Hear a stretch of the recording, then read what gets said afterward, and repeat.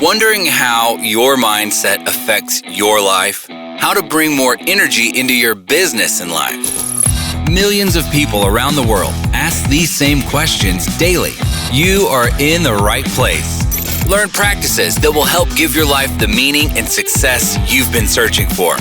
Welcome to the Charge Podcast, teaching you how to create habits around real goals every day. Practical life advice from those who made it. Here's your host, Gary Wilbers.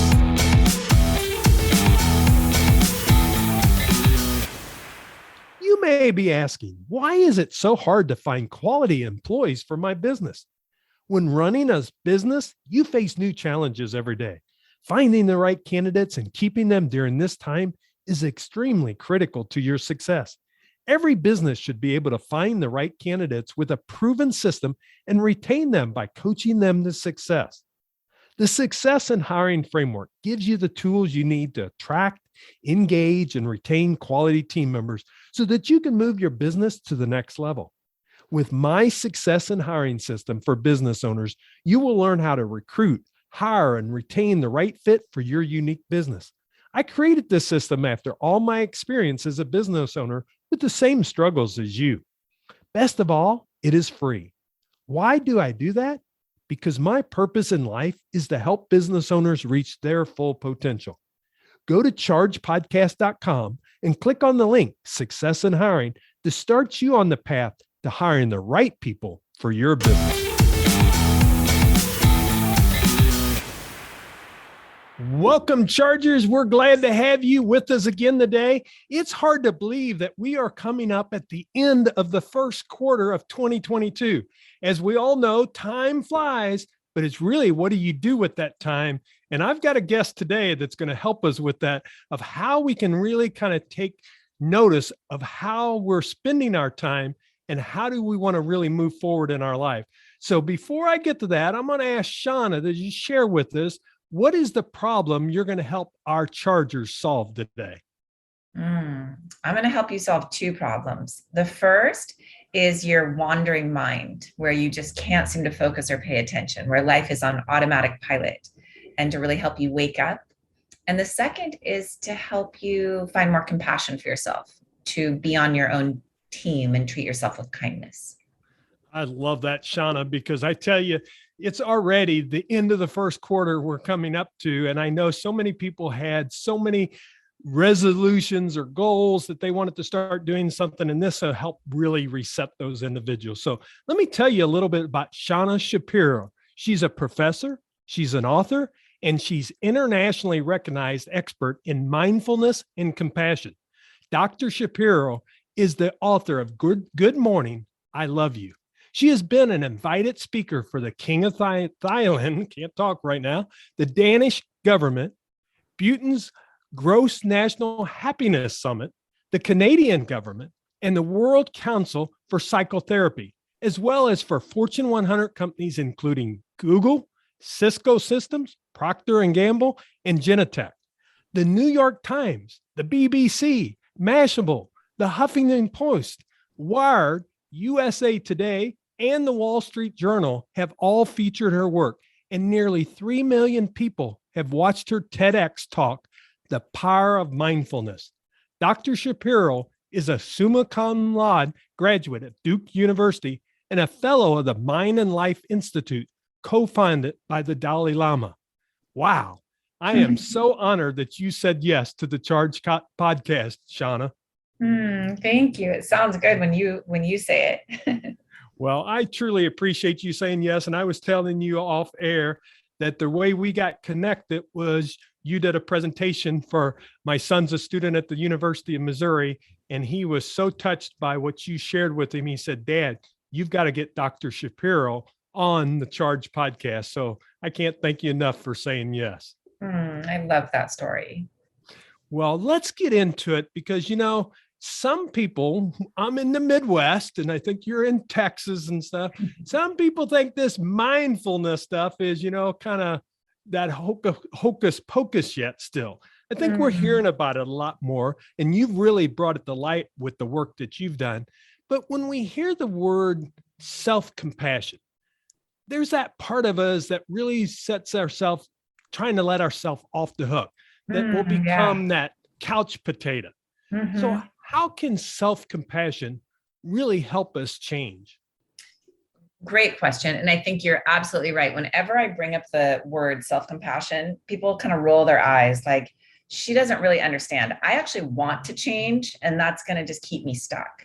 And so I'm a scientist. I've been studying mindfulness and self-compassion for a couple decades, and I want to tell you about the research. So here's what happens when you make a mistake, or let's say for those of you who haven't lived up to your New Year's resolutions, right? When you make a mistake or you fail at something, when you shame yourself and beat yourself up, it shuts down the learning centers of your brain.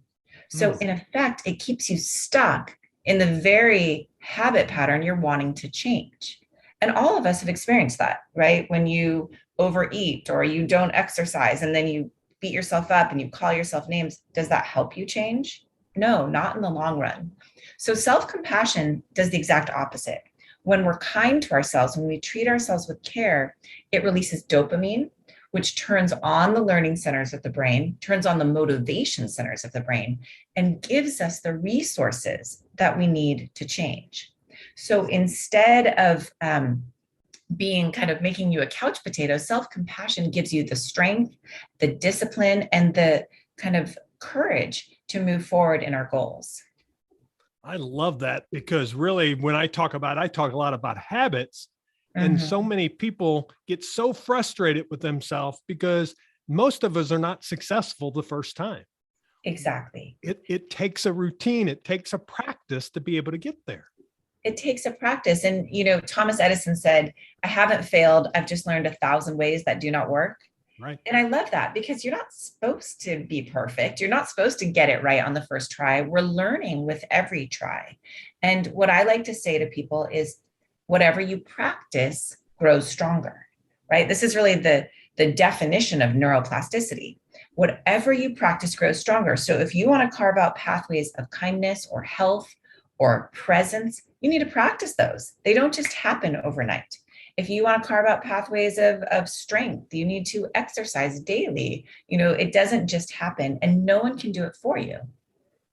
Yeah, it's just really setting up a discipline, a routine. And then when you fall off, just come back to it. I really found that out for myself as I started doing mindfulness, that, the first few times it's pretty choppy or whatever, you're going to wander. It's just part of life. Yes.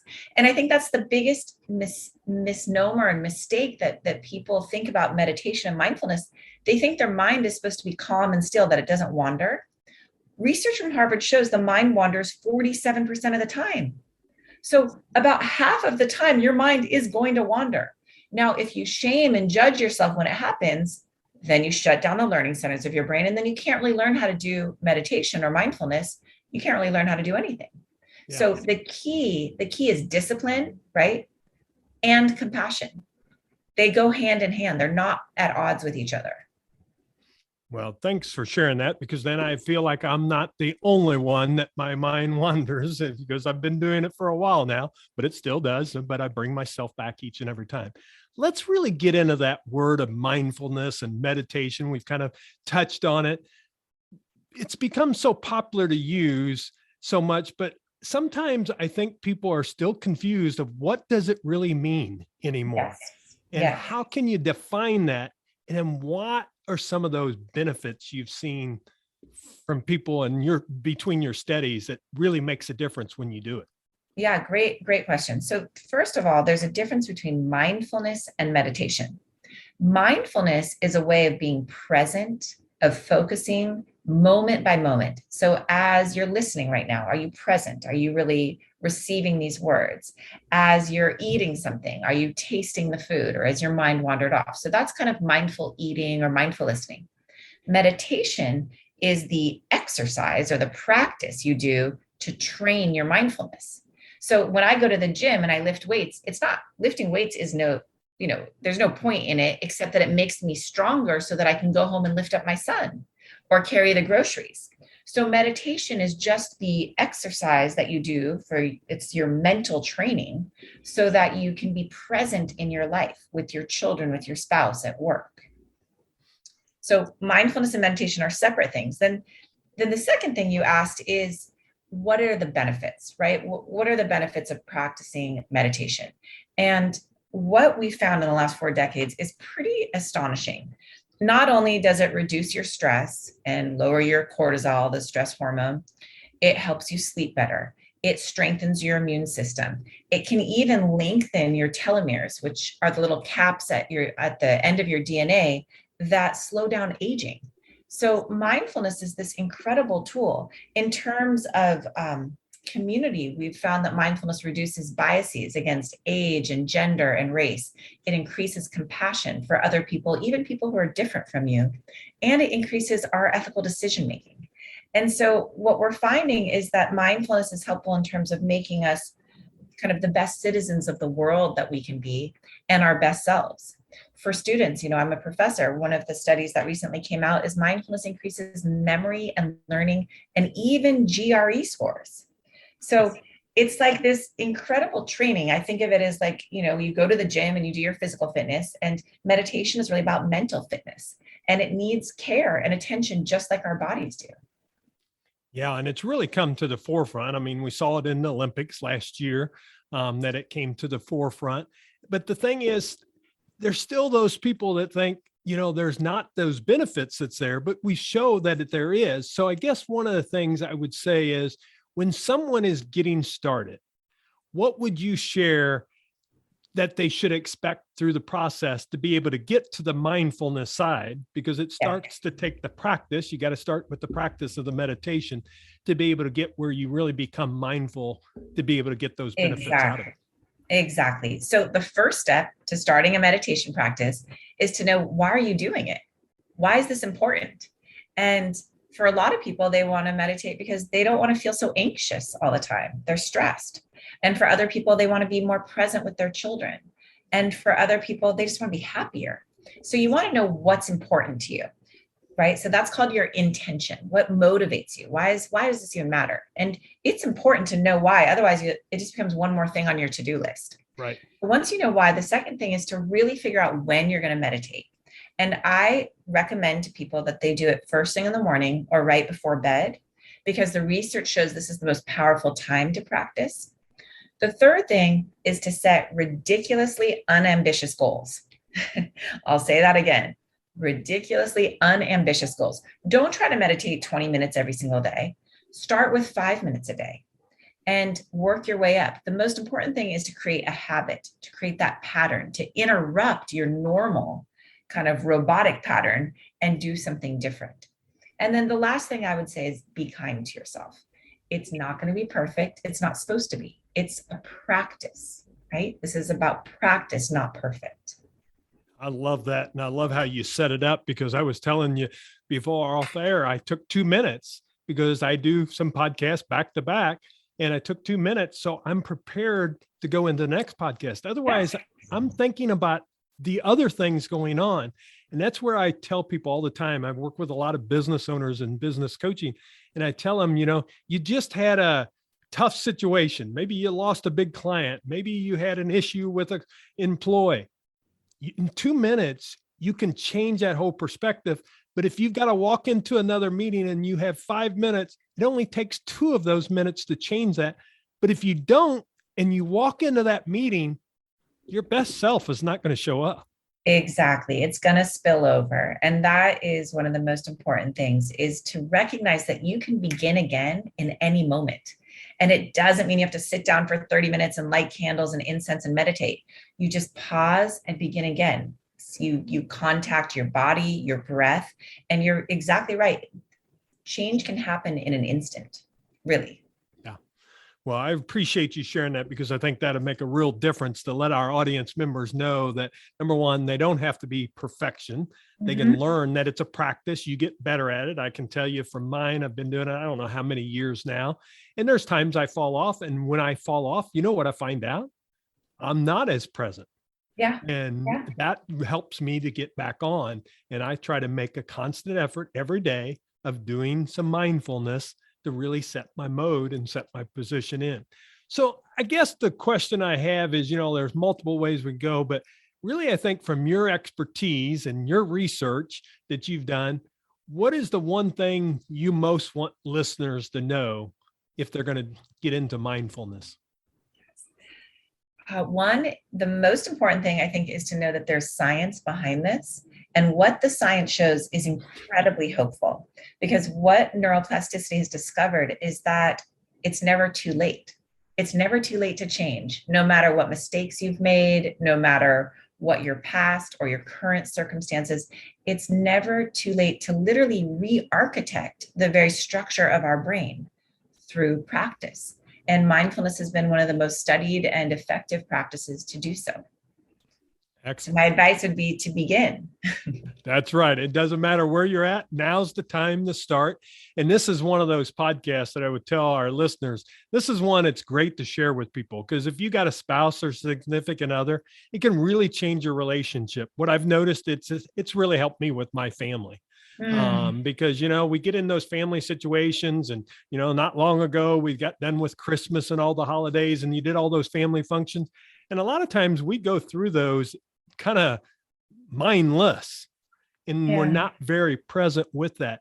This can change that to really set that up to where you get that benefit with your family and with the people that's most important to you. And in the workplace, I mean, you're seeing now they're setting up rooms to give people that capability to be able to do mindfulness because of the difference it makes. So if you watch the research there, it's really there. Dr. Shapiro, I'd love the conversation and there are lots of different ways we can go, but I think the thing I want to really share with them is you've got a book out, Good Morning, I Love You. And I know you're getting ready to launch, I think, companion workbook. So somebody that's getting ready to get started, I think it's a real tool that they could use. So can you share with us a little bit about the book and then also your workbook that's going to be launching here, I think, next week? Yes, I'm very excited. So the book, Good Morning, I Love You, Mindfulness and Self-Compassion Practices to Rewire Your Brain, is all of the science and stories and practice of the last 20 years that I've been researching and studying mindfulness. The workbook that is coming out next week is the science and the practice, and really with an emphasis on practice. It's a 3-month journey, a guided journey every morning and every night, these short, just couple-minute practices that will really help people change, that will help them rewire their brain. I think for those people, that love books, it's wonderful to read, but reading doesn't change you.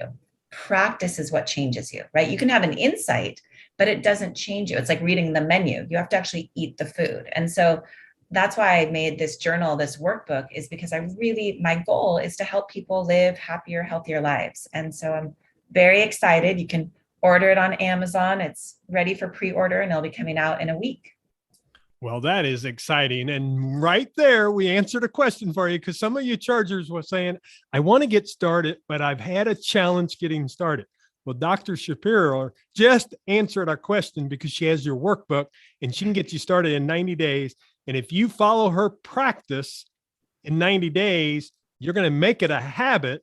So now it's going to be a discipline that you're going to use. And I'm excited that we were able to really launch this podcast. And I know how busy you are right now with the launch coming up and everything else. And I guess I'm so excited that you said yes, because, I didn't think we would be able to get you at this time frame. And then when you said that was launching, it just really worked out great for having you on the podcast at this time. So Dr. Shapiro, share with them if they want to reach out and connect with you, how can they connect with you? And remember the workbook, why don't you give them one more time that name? And we know that they can pre-order it on Amazon. Yes, it's Good Morning, I Love You, a guided journal. And you can reach me on my website. I always respond, drshaunashapiro.com, or on Instagram at Dr. Shauna Shapiro. Please do reach out. I really do respond to every single comment I get. So I would love to hear from you. And that is true, because that's how we reached out to her. And I will tell you, on our website, she has lots of resources and several great videos on the website. I was on there earlier doing my research and getting some of the information, so I understood a little bit better. And there are just some great information. So if you're still, I think we answered a lot of those questions, but you really explain it in a very good way in some of those videos. So I would highly recommend that if you're ready to get started in really creating a mindfulness in your life, And really, it's about starting with that meditation practice. She's going to walk you through how to do that. So remember, it's DrShaunaShapiro.com. We'll have that in show notes. So don't worry if you're exercising right now or running or doing something active. We have it in chargepodcast.com to have all that information there. Well, Dr. Shapiro, before I let you go, I wanted to share that right up front. But before I let you go, I have 2 questions I always ask every guest. I call it the recharge round. And the first question is, CHARGE, of course, is an acronym for create habits around real goals every day. What habit do you think's led to success in your life? That one's easy. The most impactful habit I've ever created is the good morning, I love you practice, where I wake up each morning, I put my hand on my heart, and I greet myself with kindness. And I will say, for those who are listening and maybe rolling their eyes, it was not easy to begin with. It's very challenging, but that single practice has transformed my life. And there's a great video on that. And I saw that one and I was doing it myself as you went through it. And it does make a difference because it just sets a different tone into your body. Mm-hmm. So thanks for sharing that. My second one is about if you had a do-over, a mistake, maybe, what would you do over? What would you change? I think the main thing I would have changed, like if my older, wiser self came back to my young 20-year-old self, is I would have stated how important it was to be on my own team. That instead of being my inner enemy and constantly judging myself, to actually be my friend and be my biggest cheerleader, so that I always had that support. I love that, because so many people use the inner critic and that stops them, instead of using that for yourself and being your cheerleader of saying, I can do this. And the one thing is, let's admit, we all make mistakes. Of course. But it's how do we recover from them that makes the difference. And you hear that all the time from anybody that you're speaking to, the people that's rose up, they've had challenges. We all have had challenges, but it's what you do with that. So what a great thing to share there. Well, Dr. Shapiro, share with them one more time that website, and we'll have all the information about your launch of your workbook also. Fabulous. It's DrShaunaShapiro.com or at Dr. Shauna Shapiro on Instagram. Well, thank you for joining us on the Charge podcast. I'm excited about your launch, and I'm going to get your book too, because I'm interested in the research. So I'll get both of them, but we'll have all that in show notes. So go to chargepodcast.com. You're going to be able to get it now, so you don't have to wait, because you'll forget to get it next week. So go ahead and pre-order right now. She's got that all set up on the pre-order, and we'll have that all where you can easily link to it on chargepodcast.com. So thanks again for joining us on the Charge podcast. Thank you. Chargers, I tell you, I've got a challenge for you today. First thing I would challenge you is go get her workbook, because you may say, well, I didn't read the book yet. She's going to walk you through it in the workbook, but I would probably order the companion. But the thing I would tell you is put this practice into your life. If you really want to make a difference, and you've been challenged this first quarter, because we're right at the end of it, and you've not achieved some of the things you want, and instead you're telling yourself, oh, it's going to be this way again. No, instead you can change that, because be your inner cheerleader that she talked about for your own team, and allow yourself to win. And you can do that if you really put mindfulness in this meditation practice into your life. So Chargers, I'll let you go from there, but please do me a favor. This is one of those podcasts. Hit that button where there's 3 little dots where you're listening to this podcast, and share this with 3 people that you would impact. And that becomes a real difference, because you're going to make a difference in their life. And guess what? They can help cheer you on too. And you can kind of be cheerleaders for each other. So come back next week and we'll have another great guest. Make it a great day.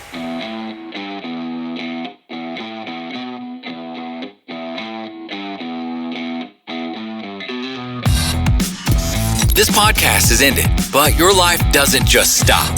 To continue your inspiring journey, head over to chargepodcast.com and access all the tools and resources mentioned on today's show. If you enjoyed this episode, consider sharing with somebody who may also benefit from the advice provided. That's chargepodcast.com. Until next time, charge in business and life.